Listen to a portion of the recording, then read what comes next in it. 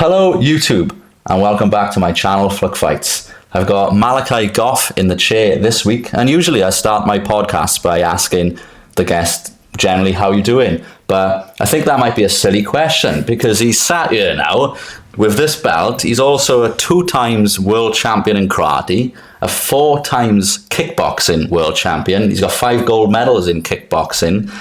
He's an MMA featherweight champion as well, and he's literally dancing into the octagon. So I'm not going to ask you how you're doing, because obviously you're absolutely flying, aren't you? I'm doing okay.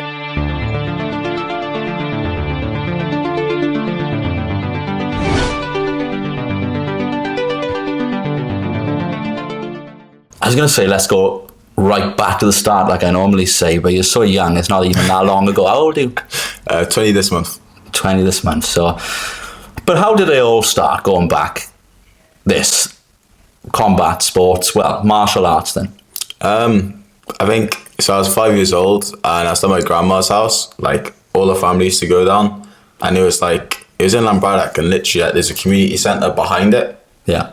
And they were doing karate classes, and I was like 5, so I was doing nothing basically. And my grandparents was like, "Oh, do you want to do it?" I was like, hell yeah, a 5-year-old, after watching like Karate Kid, you hear you can do karate lessons, you're like, oh yeah, yeah, I want to do it. So I started doing that. And then, I just got into it and addicted to it. I've got here from my research. So you started karate, like you said, and then you were a black belt by 10, if that's right. So obviously that's why, even for me, untrained eye, I can see that obviously when you're in the octagon or kickboxing or whatever, you just look natural, obviously, just because you've been doing this so long. But to be a black belt by 10, was you sort of, pushed is a wrong word, but was you encouraged? Or because, kids being kids, you're not going to do that on your own, I wouldn't have thought. Was you encouraged by anyone? Or? I think I wanted to, it's funny enough, I was actually really close to getting my black belt. I think I wanted to move to something else. He was either playing football or kickboxing, but I was close to it. My parents were just like, just get it, just like stay on for another 6 months, a year, whatever, and get it done, which I'm glad I did. Yeah. Because it'd be a bit awkward if I was like, I almost got a black belt. Everyone's be like, yeah, almost. You know what I mean? I almost got a black belt. I've actually got a yellow belt. But yeah, so kickboxing then. I'm going to say it again, and it's lucky I've got a wide lens camera here because his head's going to just start swelling now. 5 gold medals in kickboxing and a 4 times world champion. You could have probably conquered the world over and over in kickboxing. You might not want to say it, but it's like it's too easy for you. So why have you then transitioned to MMA now then? I think I've always wanted to, I've always liked martial arts. I've always wanted to do everything. And with kickboxing, even if you're the best kickboxer, you're not the best martial artist. I feel like a really good kickboxer, you chuck him in a cage and in cage rules, and it's a different fight, innit? Or kickboxing don't matter. So I don't know. I remember watching MMA and just thinking, I want to do this. And just took the leap. It's a lot more popular now as well, isn't it, to be fair? Oh yeah, kickboxing is It's kickboxing having still, it might one day, but because even when I was younger, I'm just a little bit older than you, but when I was younger, MMA was the same. It was like nothing. I remember it'd be on Friday night on I can't remember what channel it was on. Someone might remind me, but yeah, my point is nothing. And then it wasn't probably not just down to Conor McGregor, but basically as soon as he started becoming bigger and bigger and bigger, and then that sort of grown with it, didn't it? And was there anyone like that an inspiration? Was McGregor or no? Because it is pretty much everyone. I like to watch him, but he's not a standout. I feel like I have a bunch of them. I feel like he's part of it. Yeah. But yeah, I don't. Sometimes some things I watch him do and I go, okay, I want to try that. But he's not a main idol, if that's the word. Yeah. Especially he's turned into a bit of a tool these days as well, hasn't he? With MMA as well, obviously I'm not going to act like I'm a technical expert here or whatever, but I know that it's obviously different to kickboxing in a way that even your stance, because I'm assuming your stance is probably a little bit more sort of side on maybe when you're kickboxing, or certainly you've got to be worried now about takedowns and stuff like that, haven't you? Because kickboxing is almost like you stood upright and then now you've got to try and stop the takedown. I'm assuming you'd have to change your stance a little bit. So how have you managed to do that? And has it been tough, or honestly, like, did you get into the octagon with a wrestler and just get put on your back over and over again? Or No, it was pretty hard at the start because I'd start off fighting like my debut and then like a couple of fights after. I was thinking, like, obviously if we stay on the feet, I'm fine. Like, I've fought so many times in kickboxing, they're not going to throw something new at me. But I think me being so worried about getting taken down made me feel hesitant. Like, I don't want to throw a big head kick and then mess up, slip or something, and then, you know what I mean, I'm on my back. Yeah. So for the first couple of fights, it was a bit more like passive compared to what I'm like in kickboxing. But I think now, like, with the training I've got, I'm more confident that, like, if I do end up on my back, it's like I'll find my way back to my feet. Yeah. So it's hard to have a full.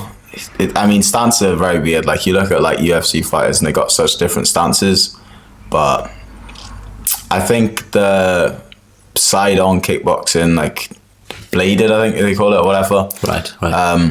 That stance is not. It's not too bad. It's not too bad. Yeah. Even though I feel like it's easier to get to my front leg because it's out there, I'm so like movement based. It's like to set it up, it's really difficult because I'm constantly moving. And what about leg kicks then? Because saying that, you're allowed to leg kick in kickboxing anyway, aren't you? I think. It depends on the rule set, right? It's usually the interesting thing about MMA is the calf kicks because they never happen in kickboxing. There's always fights inside outside, but the calf kicks are worse. And have you been on the end of any calf kicks so far? Because like you said, because your leg is sort of out there, your front leg, have they tried to target that at all, or can they just not get near you? I keep a really big distance, so it is pretty hard to get close enough to do it. But I think with my coach, like, we've worked a lot on dealing with calf kicks. Obviously it's like a popular thing in MMA, so like a lot of gyms now are like drilling it and practicing it and trying to use it. So we've just been working on a lot of counters and a lot of ways. It feels kind of good if my opponent goes out there thinking, I'm going to go calf kick, because I'm only having one problem. Yeah. You know what I mean? If he's only having one problem, it's like, all right, I know what to do. I've spent a lot of time working on counters and dealing with them. Well, what I was surprised as well is I was basically going to ask you about, I suppose every fight feels like you're trying to keep it on the feet and then they're trying to take you down. But looking at your record, you've got more stoppages from submissions yourself. Anyway, and you do a lot of jiu-jitsu tournaments and stuff like that as well, don't you? So what belt are you on in jiu-jitsu? Are you now blue? So you're a blue belt, yeah. Forgive me, because I don't know how the rankings work. It's the second one. It's white, yellow, purple, brown, black. Have you got any plans to get like a black belt even in that as well? Because I've heard that's like one of the toughest ones to get, is a black belt in jiu-jitsu. Yeah, most black belts in martial arts are like full of shit, to be honest with you. Like, my karate black belt's not worth the weight in... It's not worth the price of the belt, I think. I've seen so many... It's annoying because I've seen so many black belts that just they could not fight in the street. Yeah. Like, they couldn't, like, up it. But with jiu-jitsu, obviously there's levels of black belts. Like, there's, you know, like a 40-year-old black belt, a 50-year-old black belt, and there's like a, you know, 25-year-old competition black belt. Yeah. But you're not going to get a black belt that's not... Every black belt in jiu-jitsu I've at least seen has been like very, very good at jiu-jitsu. Yeah. Like, it's not... There's no one I've seen who's got it who have been like, you can't grapple. Yeah. I think with MMA, with the more chokes than finish on the feet, I think it's because people going into the fight against me, they're thinking like, all right, we're not going to beat him on the feet, so we're going to take it to the ground. But I think when you've been beaten on the feet, you take it to the ground and then you're getting completely beat on the ground. I think there's a point where you just give up, and I think that's where I'm getting chokes. Yeah. I think people are just going, well, I can't, like this, I can't. Yeah, what's the point? Yeah. I mean, like, I can't do anything. Yeah, well, your last fight was what, 2 minutes, was it? Yeah. Yeah. And you've already had a sort of grudge match, because I seen someone was, I don't know whether he was talking shit about you or talking shit about what he was going to do to you. I think he was a weight above you as well. Jack Evans. Was it? Because I've looked for the tweet or whatever, I've tried to find it, but it's still he did now.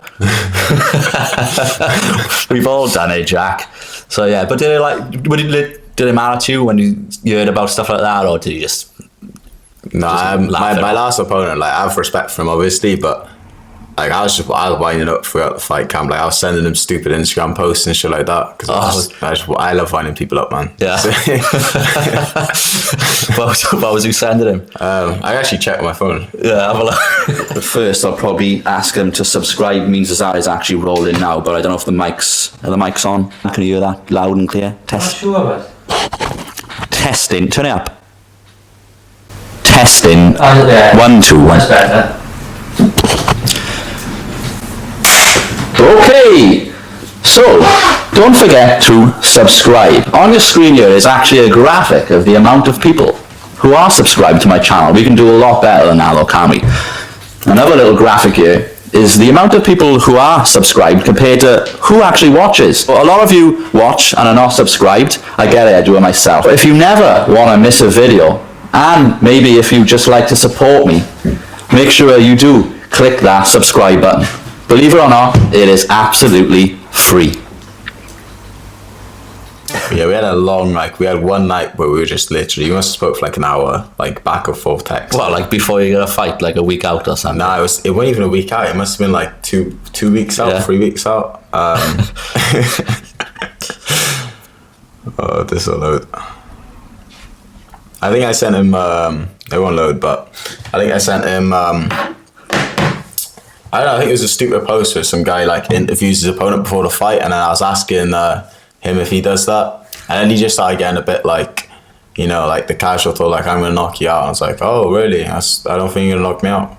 I feel like you have more chance choking me out than knocking me out, you know what I mean? But there we are. And you've been training with Brett Johns as well. Yeah, I've been having privates with him. It's a bit awkward with him because the guy I fought a weight class above trains with Brett at Shaw's. And then the guy I fought now trains also with Brett. Right. So it's awkward because I can't do sessions with Brett because obviously like he's training with them and it's conflict of interest. Yeah. And I think my next opponent is going to be from the same gym, so going to be a bit away from him. Yeah. Sadly. It helps a lot with Brett because he's like, so if you watch his like UFC fights, obviously he's like mainly a grappler. He's like kind of the opposite build to me where he's short, but he's like quite like wham, I guess, if that's the word. Yeah. So it helps a lot because when I'm working with him, he can think like if me and him were matching a fight, God forbid, if me and him were matching a fight, like what he would do, because obviously he knows my kickboxing background, all that stuff. So in his head, he's thinking, right, I would be doing this, like getting him to the cage, taking him down, dragging him down, whatever. And then when he's thinking about that, he's thinking, right, that's where he needs to teach me to shut down or counter or avoid. Yeah. So it's kind of it works pretty well because he's kind of like my opposite. Yeah, so he knows kind of what people are going to try and do against me. Yeah. So like that must be better for you, like you said, because if you fight someone the same as you, to be fair, I'm going to get onto that actually because I don't think there's going to be many people who fight like you, is it? It's not, is it? Because your style is really unorthodox, is the word. And from what I've seen as well, like we've already talked about a side on, the main thing I see is you're in and out so fast, and you do this thing where you're sort of back there and you're completely out of distance and you spring in. You are left-handed. Yeah. You are left-handed, yeah, I thought so. How has that style happened? Is it something you've just come up with, or is it happened naturally? Is it someone you've watched? It's point fighting, kickboxing, point fighting. That's literally everyone fights side on, and then it's big distance, and it's all just like explosive. Who's crossing the distance first, basically. Right, that's basically literally from that. Stephen Wonderboy Thompson, you must be a fan of him as well, then. Yeah, because it's very similar. I find it's similar to Adesanya, Israel Adesanya, is it as well? Sort of, similar. Yeah, more like K1 route. Right. It's very close to you know MVP. Yes, Venom the Page, same tournaments he used to compete in points fighter, and I competed in the same tournaments as him. Right. So we have literally like the exact same background. Yeah. Like if he was my age competing in point fighting, and I was still competing in point fighting, we'd have to fight each other. Like it's weird to think that, but yeah. And MVP is pretty much like spot on. Yeah, and he's so entertaining, and I really do think that. Again, I'm not just saying it because you sat in front of me, but like I'm not taking away from how good and how talented wrestlers are and obviously they are, you know, in their own way as well. But to watch, I just find fighters like yourself are just so much more entertaining, and it's almost like that. It's just so loose. I don't know. There's something about it. Like if anyone was gonna watch fighting and get into fighting, I really feel like that it'd be from watching stars like yours. Do you know what I mean? As good as say Khabib was, for example, but you know, some people might call me a casual, but sometimes I'd be watching it and it's just like, you know, it's like, but I get the same completely thing. dominant. Yeah, so you're the same then. Yeah, because some, you know, fighters, they're just obsessed with all crafts, but I think you can be honest. Most people would say they prefer to watch a star like yours. To be fair, everyone likes knockouts.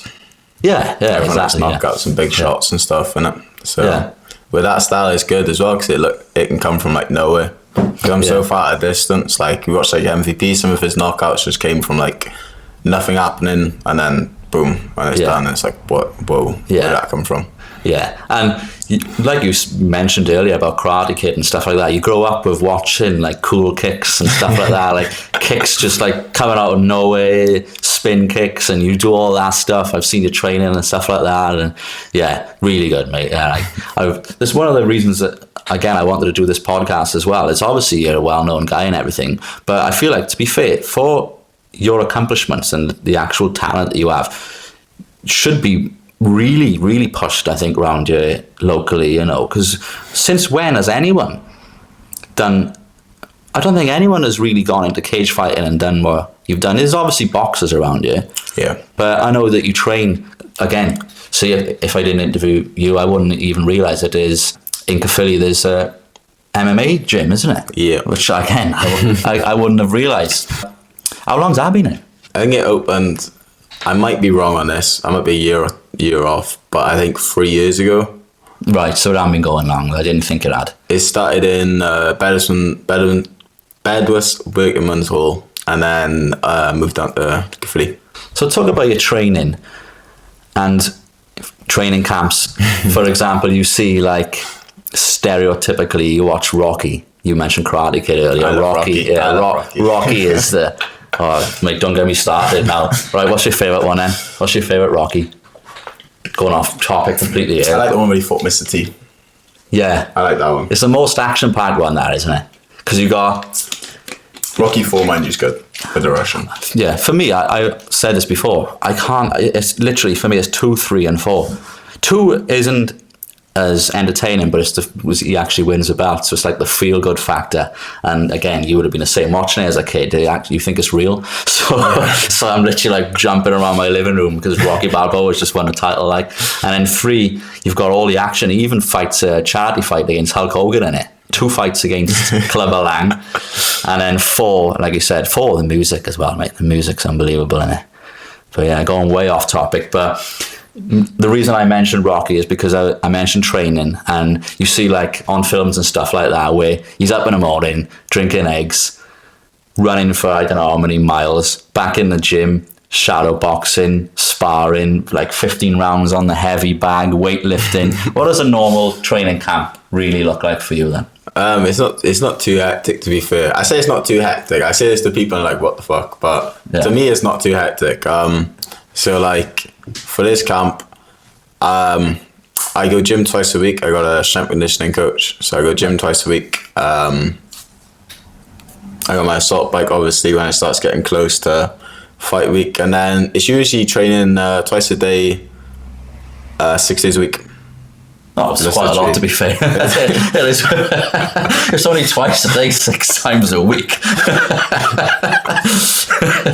When I started, I didn't have any like guidance. I wouldn't have like coaches and that, but I didn't have like any proper guidance on it. Yeah. So I was training like overtraining. Like I think it was Tuesday, Wednesday, Thursday. I know it was 3 morning sessions of the week. Me and like 2 of my teammates who live like next to me would run from G Thomas to the gym. So we start running at like 5:30. We get to the gym at 6, train, run back home, and then sleep, and then train midday, and then train in the night. It used to be like mad. My first fight, my debut, I was 17. I think a week and a half or 2 weeks before. I don't know why this was a smart idea. 17-year-old me overthinking it probably. Me and my teammate ran from our house, my house, G Thomas, ran from G Thomas all the way down to Cardiff, like city centre, and then back up. It was like 40 something kilometres. It's horrific. Sure, just before a fight, like. Yeah. To be fair, I was the fitter guy in the third round, but Yeah. it kind of worked. And then you talk about... Okay, let me do that again. Sorry, mate. Lucky it's not live or anything, innit? Do you do many interviews and stuff like that then? I've done a podcast before, but after every fight they do interviews, but it's not fun because the problem is, right, is you've just won the fight, right? Like me, for example, I just defended the belt, right, in 2 minutes. I'm so like pumped up and hyped. Like if they offer me John Jones, I'd be like, yeah. But then obviously, you know, the next day I'd watch that back and be like, what the fuck, what am I talking about? So they interview me, but I have to be very careful because, you know what I mean, I'll fight anyone. I've actually seen as well that they're trying to almost stop post-fight interviews, especially with people like when they've just been knocked out, because it's like they're not going to be in the right frame of mind. Like, and I couldn't be interviewed after getting knocked out. I think it's embarrassing as well. And I know everyone gets knocked out, and that's actually what I'm going to talk about now. You haven't been knocked out yet, I'm assuming, but you have got one loss on your record. Yeah. And for anyone watching who might not watch MMA so much, or even kickboxing, I know certainly in MMA, pretty much no one goes undefeated, do they? It's like you got Khabib, but I think if he carried on going, something would have happened, and it could have been anyone. Because again, in MMA, you could catch an elbow that swings out somehow and catches you and just clips on the wrong place and knocks you out, or your arm happens to be in the wrong place while you're ground and pounding so on, and all of a sudden you're caught in an arm bar and you've got no choice but to tap out, or you literally have your arm snapped. But you have got that one loss. It sounds cliche. How did you deal with it? Because of kickboxing, thankfully I've lost like loads of times in kickboxing. It's just not a fit. Like MMA is like amateurs, like an official record. Kickboxing, everyone had like 100 fights. So it's like, I don't know. It's just no fight. I was happy with the performance on that night. So I was like, so was it a points decision? Was it? Decision? I think I lost 2 rounds and won 1. But it was one of them. It can go either way as well. Ones like that. It was I fought a really, really good guy. Like I think he's a brown belt in jiu-jitsu and like really high level Muay Thai. So I think on paper in that fight I should have got my head kicked in. But I made it a really good scrap. This is my first time as well at bantamweight, which was horrific. I should not be 61 kilo. So that's lower again than featherweight, isn't it? Yeah. So 61 kilo, what's that in stone? I don't even know. What was you, do you know? That's really, because especially how tall you are as well. I got a photo of my... Yeah, you have to show me, of me stepping on a scale. It was day before weigh-in. Yeah. And I had a nutritionist, thankfully. But Jesus Christ, I'm never going to that weight class again. Jesus. That was me stepping on the scale. Literally, I remember, obviously you do the face-off after you weigh in, but I was so dehydrated, I saw 2 of him. Genuinely, I was like, you just had to poke the face on and then just pretend you're fine. But that was horrific. Yeah, because weight cuts in boxing, MMA, I think especially in MMA for some reason, maybe because I don't know whether the gaps are bigger between weight classes. So I might be wrong there, but I see some of these weight cuts, and I've already mentioned Khabib here, and Khabib would cut like. He comes in and he fights at 155, but really he's at 190 or something, maybe even more. And they basically just lose all their water weight, don't they? And then as soon as they actually fight, they're back up to 190 again. So it's it's not cheating, but you're just getting such an advantage. But then you're not getting an advantage because the other guy is doing the same. Are your weight cuts extreme like that? Obviously this one was, that you just showed me. But are you having to box in the sauna or things like that, or is it literally for you just a bit of dieting and things? Nah, it's a bit of dieting, and then like sometimes I got to sweat off like the night before, which is like losing like half a kilo or something. Yeah, but half a kilo water weight's not really doing anything, is it? No, I'm making this weight pretty easy now. Like I got a nutritionist, which helps out like massively. It's not too bad. Like my last fight, the night before, I had 4 tubs of ice cream. the night before the weigh-in. You trying to get up and wait or something with you? I know. Like, Trish was just texting, "Oh, you can have 2 tubs of ice cream." I was like, "All right," and then I had 4. Oh, you were seeing double again, weren't you? and then I made weight. It's really not difficult. Make weight for me. I don't see the point at amateur cutting big weight. I can understand it if you're testing, like if you want to go pro and you want to see can you perform at weight class below. Yeah. But other than that, man, you're an amateur for experience, not for weight cutting. So I've watched you now dancing into the ring. I've seen you dancing to Rasputin, I don't know, Rasputin. I'm butchering the name of it, but let me tell you, it was stuck in my head for ages after watching your entrance. So thank you very much for that. I've seen you coming in and Michael Jackson dancing to that. Do you do these dances for any type of like psychological effect, or are you literally just having a bit of fun? I think it definitely has a psychological effect. I think if you're going into your fight and you're thinking like, you're angry and aggressive, and then you see your opponent dance and you're like, what the fuck is he doing? Like, but it's more for me, to be honest with you. Whenever I'm like in the change room, so like in the it's amazing, right? The warm-up room, right? So you're in a room and it's me, like most of the time it's some of my teammates, and then there's a couple other gyms, but like obviously it's all like, most of them are Wales, so we know them all like ish, we're a lot friendly and that. When people have fights, they're like headphones in, sat down, like, you know what I mean? They're like this, like focused and like zoned in. I bring out my speaker, chuck in a corner, and just fucking 80s dance and just start dancing in the fucking change room. I don't know why, I can't sit there and be like, I don't know, like, when people walk up to hard music, like as if they're like Mike Tyson or something. A lot of people do that in MMA, and then they go in the cage and then they hug the guy for 9 minutes, like, and I'm like, what? Like, listen, I'm gonna dance on the cage. I'm gonna dance in the warm up as well, like, and the walkout. Like, it's just natural. Celebrity. A fun question here. Do they have to be a fighter, or can it be like? Oh no, it could be anyone. Doesn't have to be a fighter. It could literally be anyone. I'm saying celebrity you like to fight. Celebrity you might just want to go in and knock out. Ooh, I'd like to fight one of the Paul brothers. Which one's the smaller one? Is it smaller? Yeah, Logan Paul's, he's roided. Well, they're both roided up big time, I reckon, anyway. Of course they are.